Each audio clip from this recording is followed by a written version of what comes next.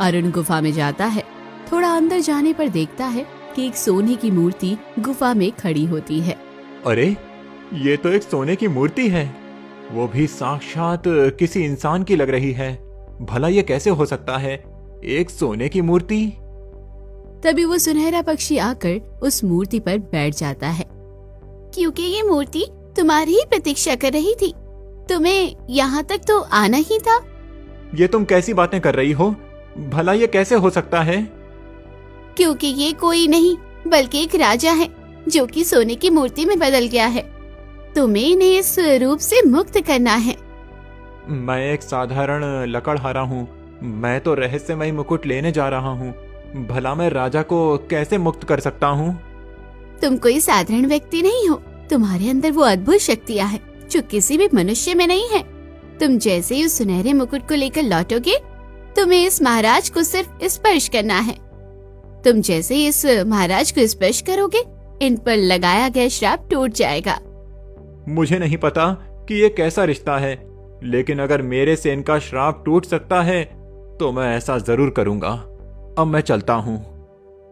अरुण उस गुफा से निकल पड़ता है और जैसे ही अरुण राज दरबार में पहुँचता है, तुम कौन हो और मेरे राज्य में क्या कर रहे हो?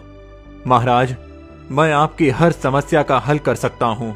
मैं बहुत बड़ा बुद्धिमान हूँ। तुम मुझे बेवकूफ समझ रहे हो। मैं इतनी आसानी से तुम पर भरोसा नहीं कर सकता। चले जाओ यहाँ से। महाराज, मैं जानता हूँ कि आपके पास एक रहस्यमय मुकुट है जिसकी हिफाजत के लिए आप किसी भरोसेमंद आदमी को ढूंढ रहे हैं। मुझे रख लीजिए, मैं आपके मुकुट की अच्छे से हिफाजत कर सकता हूँ।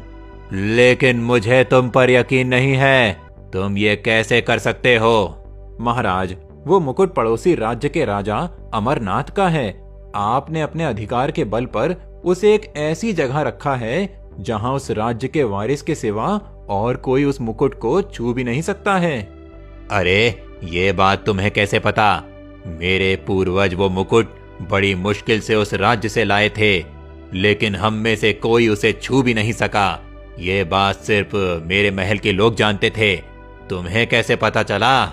इसीलिए आज मैं कह रहा हूँ कि आप बस मुझे उस मुकुट को एक बार छू लेने दीजिए। देखिए, मैं उसे अपनी तरकीब से उसकी जगह से हटाकर आप जहाँ चाहेंगे वहाँ रख सकता हूँ। ठीक है, चलो, मैं भी तुम्हारी बुद्धि देखता हूँ। फिर राजा कालिदास अरुण को अपने साथ एक बंद कमरे में ले जाते हैं जहाँ राजगद्दी पर सुनहरा मुकुट चमक रहा होता है। अरे, ये तो सच में बहुत ही अद्भुत मुकुट है। मुझे इसे जल्दी से लेना ही होगा, पर कैसे? जैसे ही अरुण आगे बढ़ता है, सोच लो, तुम्हारी जान भी जा सकती है।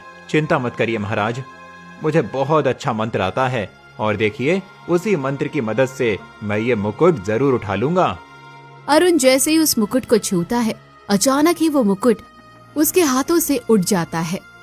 अरे, ये तो सच में तुमने ये मुकुट हासिल कर लिया। लेकिन भला एक मामूली सा लकड़हारा ये कैसे छू सकता है? मेरे पास बहुत सारी शक्तियां हैं और बहुत सारी चतुर बुद्धि भी। मैंने एक मंत्र पढ़ा जिससे मैंने ये मुकुट उठा लिया। जल्दी से ये मुकुट मुझे दे दो। कालिदास जैसे ही उस मुकुट को छूता है, अचानक उसके हाथ जलने लगते हैं। ये क्या? जैसे ही मैं इस मुकुट को छूता हूँ तो मेरे हाथ जलते हैं। यानी ये मुकुट मैं नहीं छू सकता हूँ, तुम ही इसे छू सकते हो। हाँ, क्योंकि इसमें कुछ ऐसी शक्तियां हैं जो बहुत ही ज्यादा ताकतवर हैं। मेरे पास ज्ञान है, इसीलिए मुझे कोई नुकसान नहीं हो रहा। मुझे कुछ दिनों का वक्त दीजिए, फिर मैं इस मुकुट को आपके छूने योग्य बना दूंगा। ठीक है, तब तक तुम्हें मेरे राजमहल में ही रहना होगा।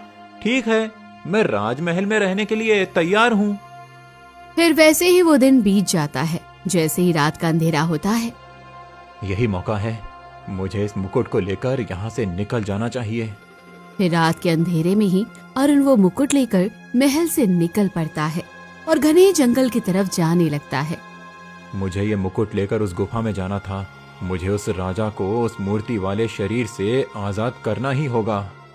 अरुण मुकुट लेकर गुफा के अंदर जाता है। तभी वो सुनहरा पक्षी वहाँ आ जाता है। तुम आ गए? मुझे लगा था कि तुम नहीं आओगे। नहीं, अगर मेरी मदद किसी की जान बचा सकती है तो वो मैं जरूर करूंगा। फिर जैसे ही अरुण उस सोने की मूर्ति को छूता है, अचानक तेज रोशनी फैल जाती है और वो सोने की मूर्ति एक आदमी में बदल जाती है और वो सुनहरा पक्षी एक राजकुमारी में बदल जाता है। ये क्या? तुम तो एक सुनहरा पंछी थे, फिर तुम एक राजकुमारी में कैसे बदल गई? और ये क्या? ये तो सोने की मूर्ति था, फिर ये इंसान में कैसे बदल गया? ये सब क्या हो रहा है? क्योंकि तुम्हारे हाथ में जो मुकुट है, उसी मुकुट को मैं जबरदस्ती चुराने की कोशिश कर रहा था। इसी वजह से उस मुकुट की बद्दुआ से मैं सोने की मूर्ति में बदल गया और मेरी बेटी सुनहरा पक्षी बन गई। ये क्या? लेकिन वो कालिदास महाराज? नहीं, वो कोई महाराज नहीं है, बल्कि उस राज्य का असली महाराज मैं हूं। वो मेरा मंत्री था, उसने हम दोनों को इस गुफा में कैद कर दिया। फिर वो मुकुट को राज्य में रखकर खुद राजा बन बैठा। चलिए, अब तो आप ठीक हो गए। तुमने मेरी जान बचाई है। मैं और मेरे पिताजी अपना राज्य ठीक करके तुम्हारे पास जरूर आएंगे। तुम्हारा ये एहसान हम चुका कर रहेंगे। बेटी चलो, अब हमें चलना चाहिए। उस मंत्री को सबक सिखाना है। राजा और राजकुमारी वहाँ से चले जाते हैं। ये तो सच में बहुत बड़ी बात हो गई। अब मुझे जल्दी से मुकुट लेकर अपनी माँ के पास जाना है। अरुण रास्ते में आगे बढ़ता है। जैसे ही घर पहुँचता है, माँ देखो, मैं तुम्हारे लिए ये मुकुट ले आया हूँ। क्या सच में बेटा तुम ये मुकुट ले आए? अरे मैं तो बहुत खुश हूँ। जल्दी से ये मुकुट दे दो, मैं इससे सबकी भलाई करूँगी। माँ सच बताओ, तुम मुझसे कुछ छुपा तो नहीं रही हो? नहीं बेटा, मैं तुमसे कुछ नहीं छिपा रही। मैं तो तुम्हारी माँ हूँ, भला मैं तुमसे क्या छुपाऊंगी? माँ, मैं तुमसे बहुत प्यार करता हूँ, इसीलिए आखिरी बार पूछ रहा हूँ, बता दो, तुम मुझसे कुछ छिपा तो नहीं रही हो? नहीं बेटा, मैं तुमसे कुछ नहीं छिपा रही हूँ। अब ये मुकुट मुझे दे दो। नहीं, मैं ये मुकुट आपको कभी नहीं दूंगा। आप मेरी माँ नहीं हो। ये तुम कैसी बातें कर रहे हो? मैं तुम्हारी माँ हूँ। कौन तुमसे बोला कि मैं तुम्हारी माँ नहीं हूँ? अरुण अपनी माँ को अपनी बात बताता है। अब जल्दी से इस मुकुट को ले जाकर मैं अपनी माँ को दे दूंगा, फिर माँ कितनी खुश हो जाएंगी। तभी अचानक तेज रोशनी फैलती है और साधु महाराज प्रकट हो जाते हैं। साधु महाराज, आप यहाँ? पुत्र, तुम जिस माँ को अपनी माँ समझ रहे हो, वो तुम्हारी माँ नहीं है। तुम्हारे माता पिता दर दर की ठोकरें खा रहे हैं। नहीं, ये आप कैसी बातें कर रहे हैं? वो लोग मुझे अपनी बातों से बहकाने की कोशिश कर रहे हैं। अब आप भी आ गए? तभी साधु महाराज अरुण के माथे पर हाथ रखते हैं और उसके सामने पूरा दृश्य दिखाई देने लगता है कि किस तरह कुसुम उसे महल से चुरा कर लाई और उसके माता पिता से अलग कर दिया। ये सब देखते ही अरुण घुटनों के बल बैठ जाता है और फूट फूट कर रोने लगता है। मुझे साधु महाराज ने सब बता दिया है। आपने इतना बड़ा झूठ क्यों बोला? मुझे माफ कर दो बेटा, मैं तो बस अपने भविष्य को लेकर चिंता में थी। मैं तुम्हें खोना नहीं चाहती थी, इसलिए मैंने झूठ बोला। एक और झूठ बोल रही हो माँ, क्योंकि अगर तुम मुझे सच में अपना बेटा समझकर पालती तो मैं राजा और रानी को छोड़ भी देता, लेकिन तुमने प्रेम से नहीं पाला, बल्कि तुम ये मुकुट हासिल करना चाहती थी। मुझे माफ कर दो बेटा, मुझसे गलती हो गई। मैं ऐसा कभी फिर नहीं करूँगी। इसीलिए मैं तुम्हें माफ कर रहा हूँ। मैं तुम्हें मृत्यु दंड नहीं दे रहा। अब मैं जा रहा हूँ और फिर कभी आप अपना चेहरा मत दिखाना। मैं अपने माता पिता के पास जा रहा हूँ। अरुण मुकुट लेकर झोपड़ी से बाहर चला जाता है।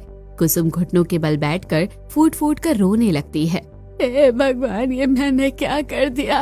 मैं लालच में इतनी अंधी हो गई कि मैंने अपना सब कुछ खो दिया। कम से कम मेरा बेटा तो था जो मेरे एक इशारे पर कुछ भी करने को तैयार था। कुसुम फूट फूट कर रोती रहती है। उधर राजकुमार अरुण घने जंगलों से होते हुए आगे बढ़ता है। तभी एक झोपड़ी के बाहर रानी अश्वनी और राजा अमरनाथ पागलों की तरह बैठे दिखाई देते हैं। अरुण दौड़कर अश्वनी के पास जाता है और उनके पैर पकड़ लेता है। माँ, पिताजी, मुझे माफ कर दीजिए। मुझसे बहुत बड़ी गलती हो गई। मैंने आपको पहचानने से इनकार कर दिया। आज मुझे पता चला कि आप दोनों ही मेरे माता पिता हैं और कुसुम माँ ने आप दोनों के साथ क्या किया? मेरे बेटे, तुम्हें सब याद आ गया। मैं ही तुम्हारा पिता हूं और ये तुम्हारी माँ है। हम तुम्हारी याद में पागल हो गए थे। मेरा बेटा, मैं तुम्हें देखने के लिए पागल हो गई थी। आज इतने सालों बाद तुम मेरे पास लौट आए। लेकिन माँ, पिताजी, आप दोनों यहाँ इस झोपड़ी में क्या कर रहे हैं? तभी अमरनाथ की नजर अरुण के हाथ में मुकुट पड़ जाती है। ये क्या अरुण, तुम्हारे हाथ में ये मुकुट? तुम पड़ोसी राज्य से हमारा मुकुट ले आए? उस राज्य के राजा ने हमें धोखा देकर ये धरोहर छीन ली थी। नहीं पिताजी, पड़ोसी राज्य के राजा को उनके मंत्री ने एक गुफा में सोने की मूर्ति और राजकुमारी को सुनहरी चिड़िया बनाकर कैद कर दिया था। मैंने अपनी बुद्धि से ये मुकुट हासिल किया और उन दोनों को आजाद भी किया। अब हमें अपने राज्य लौटना चाहिए। लेकिन हमारे राज्य पर दुश्मन राजा ने कब्जा कर लिया है। अगर हम गए तो वो हमें मार डालेगा। नहीं रानी, ये मुकुट देखते ही वो भाग जाएंगे। इस मुकुट में हमारे राज्य की रक्षा करने की शक्ति है। हमारे पूर्वजों को एक महान तपस्वी ने ये मुकुट दिया था। जब तक ये मुकुट हमारे राज्य में रहेगा, सुख शांति बनी रहेगी। इसी वजह से दुश्मन राज्य ने इसे चुराने की कोशिश की थी। फिर तीनों अपने राज्य की ओर निकल पड़ते हैं और राज दरबार पहुंचते ही पूरे महल में तेज रोशनी फैल जाती है। दुश्मन सैनिक डर कर भाग जाते हैं। महाराज महारानी, महाराज महारानी, ये सच में राजकुमार हैं। हाँ मंत्री जी, ये मेरा राजकुमार है। इतने वर्षों बाद मुझे मेरा बेटा मिल गया। बेटा, तुम्हारे आने से हमारे राज्य की सुख शांति लौट आई। अगर तुम ना होते तो हम आज भी उस झोपड़ी में अपनी किस्मत को कोस रहे होते। पिताजी, आप चिंता मत करिए। अब मैं आ गया हूँ। मैं आप लोगों को कभी कुछ नहीं होने दूंगा और हमेशा एक अच्छा बेटा बनकर आपकी सेवा करूंगा। उस दिन के बाद सभी सुखी पूर्वक जीवन जीने लगते हैं और कहानी यही खत्म हो जाती है। तो दोस्तों, कैसी लगी कहानी कमेंट बॉक्स में जरूर बताइए। चैनल को अभी तक सब्सक्राइब नहीं किया तो जल्दी जाकर कर लीजिए।